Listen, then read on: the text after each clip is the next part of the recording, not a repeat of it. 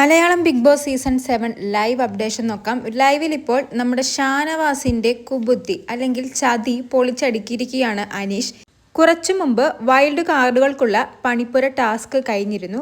ആ ടാസ്കിൽ അവർ ഇന്ന് പരാജയപ്പെട്ടു. അതേ തുടർന്ന് ജിഷിനും അക്ബറും കയ്യാങ്കളിയും അല്ലാതെ തന്നെ ഒരുപാട് വാക്കേറ്റമൊക്കെ ഉണ്ടായിരുന്നു. എന്നാൽ ആ സമയത്തൊന്നും ഷാനവാസ് ഒരു കാര്യവും സംസാരിച്ചില്ല. സത്യം പറഞ്ഞാൽ ആ ഒരു പ്രശ്നത്തിൽ ഷാനവാസ് ഇടപെടുകയേ ചെയ്തില്ല. ഷാനവാസിന്റെ ഓരോ അഭിപ്രായങ്ങളും പറഞ്ഞുമില്ല. ബാക്കി എല്ലാ കണ്ടസ്റ്റൻസുകളും ആ ഒരു പ്രശ്നത്തിൽ ഇടപെട്ടിരുന്നു.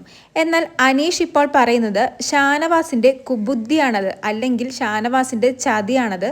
കാരണം ഇന്നലെ വൈൽഡ് കാർഡുകൾ പണിപ്പുരയിൽ പോയി കിട്ടിയ പണി കൊടുത്തിരുന്നത് നമ്മുടെ ഷാനവാസിനും റെന ഫാത്തിമയ്ക്കുമാണ്. അവർക്കിനി 2 ആഴ്ചത്തേക്ക് നമ്മുടെ ലാലേട്ടനെ വീക്കെൻഡ് എപ്പിസോഡിൽ കാണാൻ വിലക്ക് ഏർപ്പെടുത്തിയിരിക്കുകയാണ്. അതുകൊണ്ട് തന്നെ ഇനി അവർക്ക് എന്ത് പണി കിട്ടിയാലും ആ പണി കൊടുക്കുന്നതിന് വേണ്ടി ഷാനവാസിനെ തിരഞ്ഞെടുക്കാൻ സാധിക്കില്ല. കാരണം ഓൾറെഡി അവർ ഷാനവാസിന് പണി കൊടുത്തല്ലോ. അതുകൊണ്ട് തന്നെയാണ് ഷാനവാസ് ഇന്ന് മിണ്ടാതെ നിന്നത്, അല്ലെങ്കിൽ അഭിപ്രായങ്ങൾ പറയാതെ ഈ പ്രശ്നത്തിൽ ഇടപെടാതെ നിന്നത് എന്നാണ് അനീഷ് പറയുന്നത്. തനിക്ക് പണി കിട്ടിയതുകൊണ്ട് തന്നെ മറ്റുള്ളവർക്കും കൂടി പണി കിട്ടട്ടെ എന്ന് താൻ കരുതിയാണ് മിണ്ടാതെ നിന്നത് എന്നാണ് അനീഷ് നമ്മുടെ ഷാനവാസിനോട് പറയുന്നത്.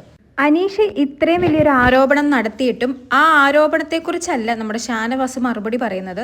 അല്ലാതെ അനീഷ് എന്തിനാണ് വെറുതെ അനീഷിൻ്റെ ആ നാടിനെ അല്ലെങ്കിൽ ആ ഗ്രാമത്തിന് ചീത്തപ്പേര് കേൾപ്പിക്കുന്നത്, അതാണ് ഇതാണെന്ന് പറഞ്ഞ് അനീഷിനെ കളിയാക്കിക്കൊണ്ട് നടക്കുകയാണ് നമ്മുടെ ഷാനവാസ്. അല്ലാതെ എന്തുകൊണ്ടാണ് ഇന്ന് ആ പ്രശ്നത്തിൽ ഇടപെടാതെ ഇരുന്നത്, എന്തുകൊണ്ടാണ് സംസാരിക്കാതിരുന്നത് എന്നൊന്നും നമ്മുടെ ഷാനവാസ് പറയുന്നതേയില്ല. ഒരിക്കലും ഒരു പ്രശ്നത്തിലും ഇടപെടാത്ത വ്യക്തിയാണെങ്കിൽ നമുക്ക് അങ്ങനെ കരുതാം. പക്ഷേ ഷാനവാസ് ആ കുടുംബത്തിൽ എന്ത് പ്രശ്നമുണ്ടായാലും മിക്ക പ്രശ്നങ്ങളിലും ഇടപെടുന്ന ഒരു വ്യക്തിയാണ്.